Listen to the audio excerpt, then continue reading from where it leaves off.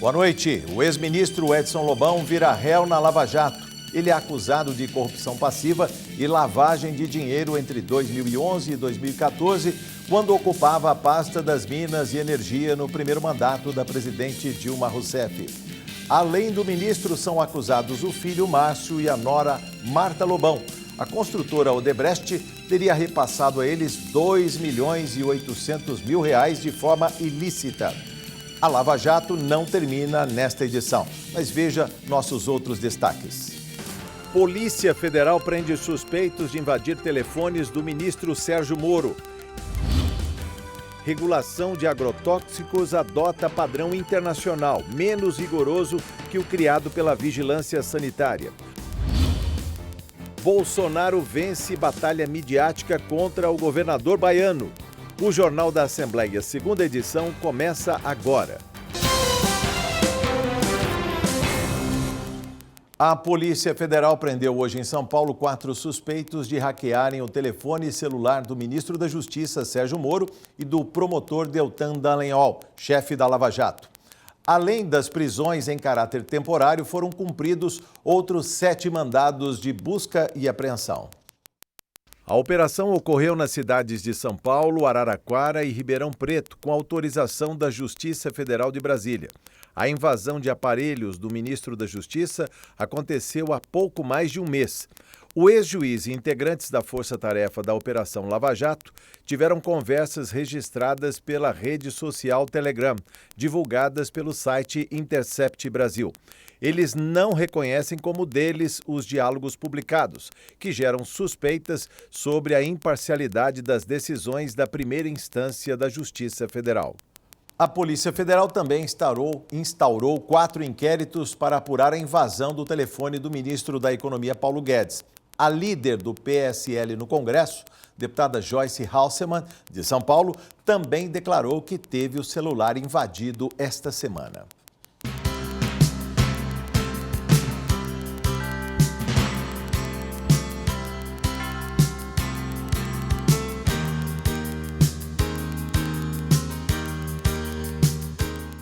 Apertem os cintos. O presidente Jair Bolsonaro comandou a cerimônia de inauguração do aeroporto Glauber Rocha, no interior da Bahia.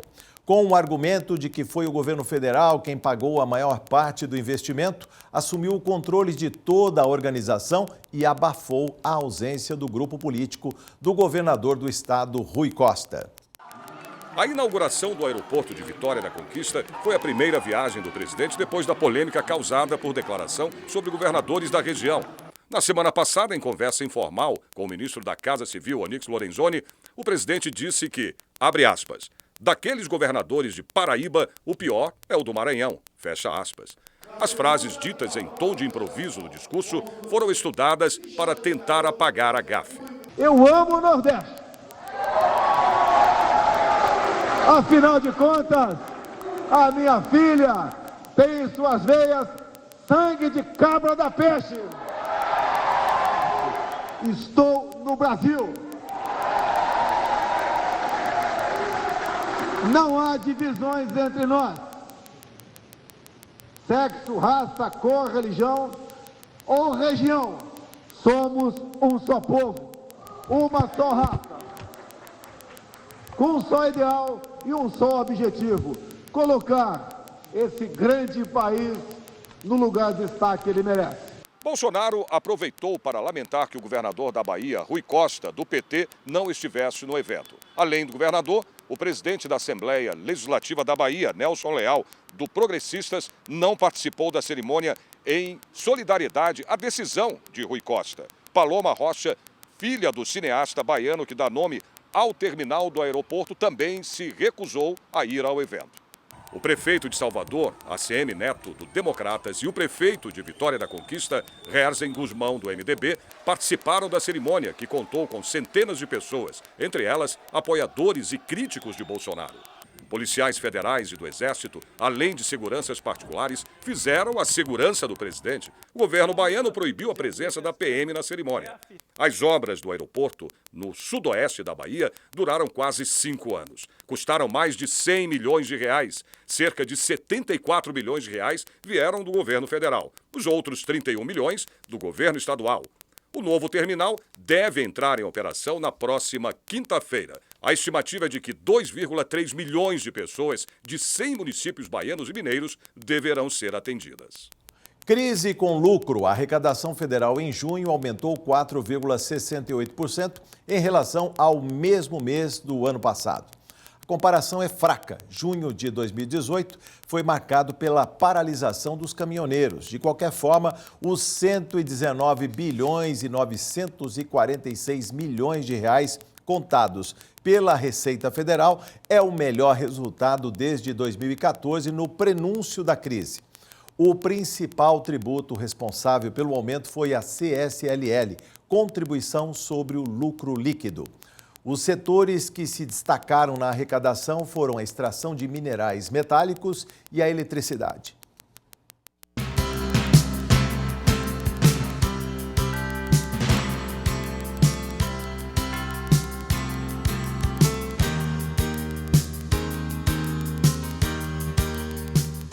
O FMI reduz para menos da metade a expectativa de crescimento da economia brasileira. O Fundo Monetário Internacional diminuiu de 2,1% para 0,8% o crescimento do PIB, o Produto Interno Bruto. O número acompanha as reduções projetadas pelo mercado financeiro e pelo Banco Central.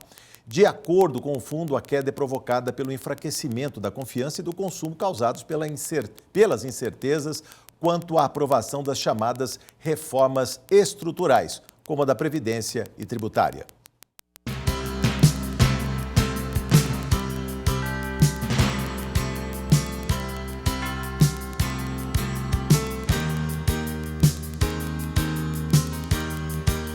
E vem aí a flexibilização do agrotóxico. A Anvisa aprovou hoje um novo marco regulatório para o Brasil. De acordo com a agência, a medida irá atualizar e tornar mais claros os critérios de classificação toxicológica dos produtos no país. Nas plantações, o volume de máquinas de borrificações aumenta a cada dia. O motivo está na estratégia do novo governo. Ontem, o Ministério da Agricultura aprovou o registro de mais 51 agrotóxicos. Já são 262 neste começo de mandato. O crescimento é notório nos últimos anos. A agricultura brasileira usou quase 540 mil toneladas de pesticidas em 2017, segundo os dados mais recentes do Instituto Brasileiro de Meio Ambiente, o IBAMA. Esses números colocam o Brasil como o maior consumidor de agrotóxicos do mundo em números absolutos. Só perde para Japão, União Europeia e Estados Unidos, quando são levadas em conta duas variáveis: a quantidade de alimento produzida e a área plantada. Se o aumento do número de agrotóxicos preocupa especialistas, a alteração no padrão preocupa muito mais. O modelo é o mesmo utilizado por grandes produtores, por exemplo, como na União Europeia, mas bem menos rigoroso do que o desenvolvido pela Anvisa, aqui no Brasil. Ainda segundo a nova direção da agência, o modelo inclui o Brasil entre os 53 países adeptos das regras internacionais adotadas desde 1992. Com a nova norma, a identificação do perigo de uso deve ser mais clara e foram ampliadas de 4 para 5 as categorias da classificação toxicológica: extremamente tóxico, altamente tóxico, moderadamente tóxico, pouco tóxico e produto improvável de causar dano agudo. Os rótulos apresentarão cores diferentes para as categorias e vão indicar os danos em caso de contato com a pele ou se for ingerido ou inalado. As novas normas só passam a valer a partir da data de publicação no Diário Oficial da União. Mas ainda antes de entrar em vigor, tem quem torce o nariz para os novos tempos. O Greenpeace, uma das maiores organizações não governamentais ambientais do mundo, protestou. Segundo a ONG, os gastos com saúde pública vão aumentar junto com o crescimento dos agrotóxicos. Mas na Assembleia Legislativa, o deputado Carlos César, do PSB, é mais otimista com a decisão da Anvisa. O agronegócio é gigantesco aqui no estado de São Paulo. São Paulo responde por parte significativa de todo o agronegócio do país E a gente vê que o Brasil ele não pode ficar aquém daquilo que acontece em países desenvolvidos. Nós precisamos incentivar mais o agronegócio, incentivar mais o agricultor sério, que não quer colocar veneno na boca das pessoas, mas quer colocar um produto de qualidade, um produto que não tenha pesticida, um produto que possa ser desenvolvido com padrões internacionais. Se é padrão internacional, se outros países têm, dá orgulho para nós quando a gente chega num outro país e a gente vê lá um mamão e fala, esse mamão veio do Brasil. E às vezes o mamão vem de outro país que não o Brasil. Eu vi esses dias que estava vindo até da Angola, enfim. São vários países que produzem outros alimentos. E o Brasil que pode ser um exportador grande, não só para o mercado externo, mas também para o mercado interno. E o Jornal da Assembleia, segunda edição, conversa sobre esta alteração com a pesquisadora e professora da USP, Larissa Bombardi, que é autora do estudo Geografia no Estudo de Agrotóxicos no Brasil e Conexões com a União Europeia. Boa noite, professora. Prazer conversar com a senhora nesta segunda edição do Jornal da Assembleia. Boa noite, prazer é meu. Antes de mais nada, a grafia. A gente pode falar em agrotóxicos quando se ouve de ministros que são defensivos agrícolas? Estamos falando da mesma coisa? Estamos autorizados a usar a expressão agrotóxico porque é ela que está no texto da nossa lei, que é de 1989. Agrotóxicos, é pertinente usar essa palavra, é justo, estamos dentro da lei. Pela quantidade, pela diversidade de marcas de produtos químicos, como é que a gente pode situar o Brasil a partir da sua pesquisa sobre o uso de agrotóxicos, tanto no Brasil quanto, digamos, essas conexões com a União Europeia? O Brasil é o maior consumidor mundial de agrotóxicos em termos de volume vendidos no país, é o país que mais recebe essas substâncias, quase cerca de 1/5 de todo o volume de agrotóxicos comercializado no mundo tem como destino o Brasil. A gente tem em alguns estados, sobretudo do centro-sul do país, uma média de consumo de 12, chegando a 14 e até 16 quilos de agrotóxicos por hectare, o que é muita coisa. Tem um debate muito longo em torno de se isso se a média brasileira é muito ou pouca, porque a FAO, que é a Organização das Nações Unidas para a Alimentação Humana, ela, no mapa feito pela FAO, o Brasil não aparece com grande destaque na relação quilo de agrotóxicos por hectare, mas se a gente compara o Brasil com países que têm as dimensões que o Brasil tem, com agriculturas parecidas com as que existem no Brasil, a gente vai ver que o Brasil supera as médias de Estados Unidos, Canadá, Austrália, Argentina, México, enfim, utilizamos intensivamente. Eu acho que para concluir essa ideia comparativa, é importante a gente saber também que tem um descompasso entre aquilo que é usado no Brasil e o que é usado na União Europeia. 1/3 das substâncias autorizadas e utilizadas no Brasil são proibidas na União Europeia.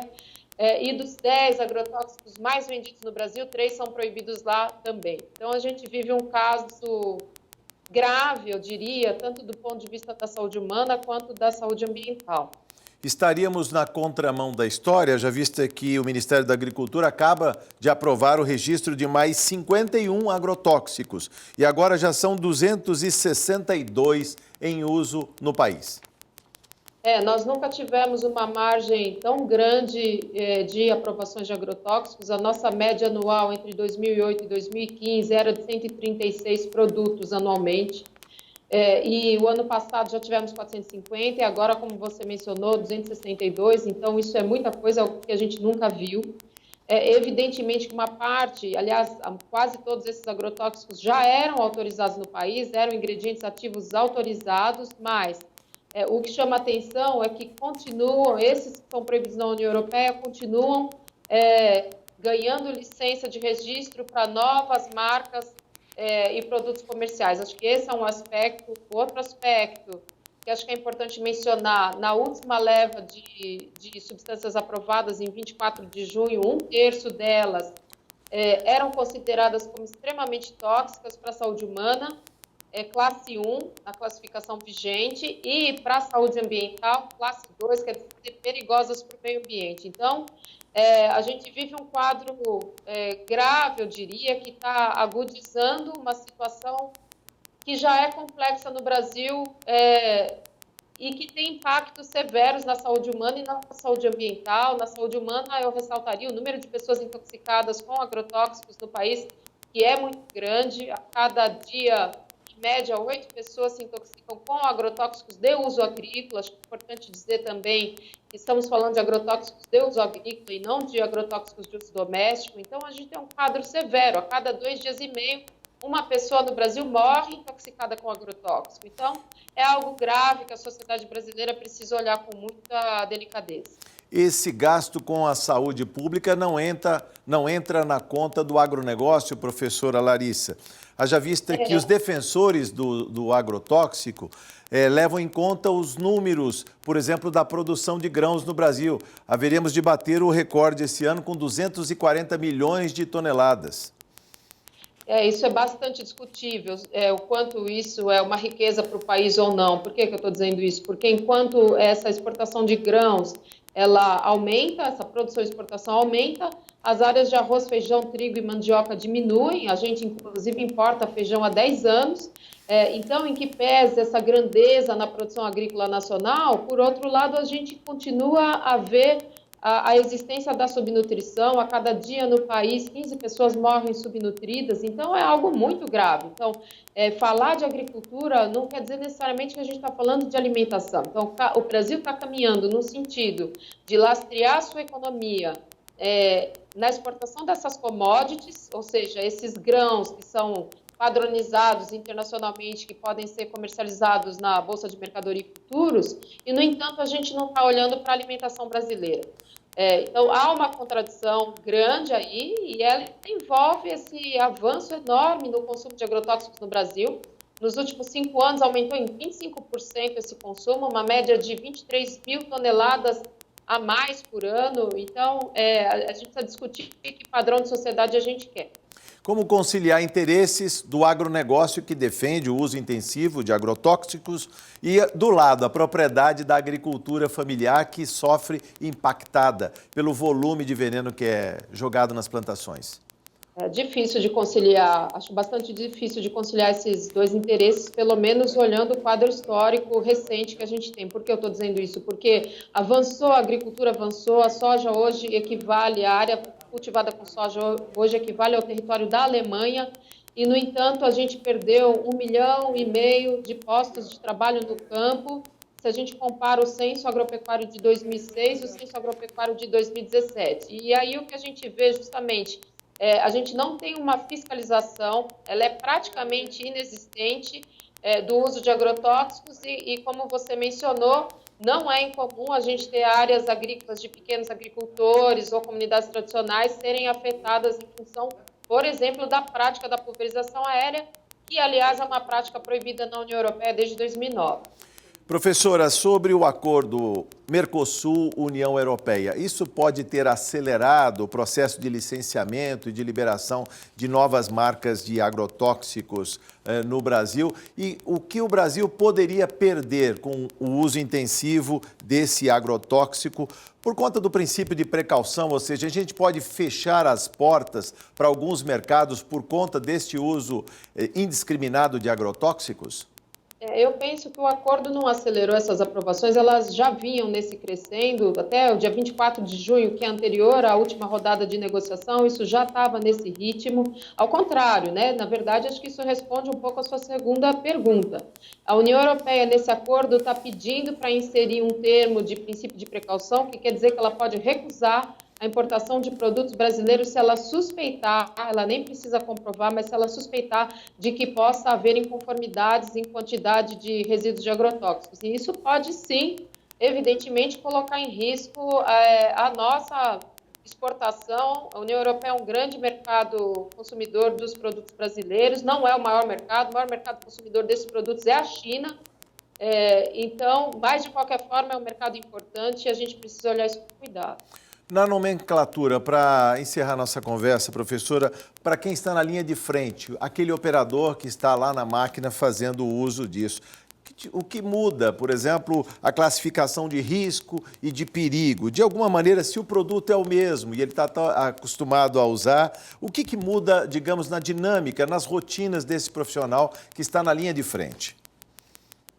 Olha, o profissional que está na linha de frente não necessariamente vai conseguir perceber a diferença de nuance. Agora, para nós, digamos assim, que podemos fazer uma análise do que significa essa diferença na avaliação de risco que agora está sendo proposta pela Anvisa, é importante a gente ter consciência que tem algo muito grave acontecendo. O que tem de grave acontecendo? O único risco, digamos assim, ou o principal risco que está sendo avaliado agora é o risco de morte. Ou seja, os efeitos crônicos que essas substâncias podem trazer para a saúde, na verdade, não estão sendo levados em consideração. Ainda que a Anvisa proponha uma etiquetagem, né, as etiquetas nos produtos que deem a indicação, a gente sabe que os produtos hoje eles já têm essa indicação e não necessariamente há uma compreensão do usuário, inclusive porque a gente não pode colocar essa responsabilidade no usuário, é uma responsabilidade que é das empresas. Em geral, no nosso imaginário, a gente tem que a cor verde significa algo que é permitido, e essa etiquetagem ela não ajuda, na verdade. Nós temos, se a gente for olhar justamente a maneira como a gente tem a representação das cores, parece-nos. E por isso, vou insistir que a gente não pode atribuir ao agricultor essa responsabilidade é das indústrias, mas o que acontece é que, em geral, o vermelho é tido como uma substância mais forte e o verde como mais fraca.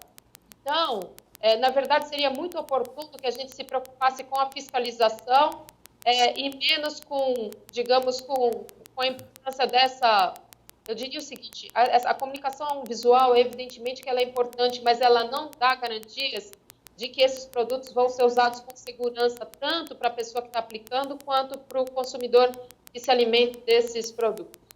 Voltaremos ao tema com certeza. Professora Larissa Bombardi, muito obrigado por sua entrevista. Foi um prazer conversar com a senhora. Muito obrigado, uma boa noite. Boa noite. Termina aqui mais esta edição do Jornal da Assembleia. Lembrando que toda a programação da TV Alesp você encontra em nosso canal no YouTube. Muito obrigado por sua audiência e até amanhã.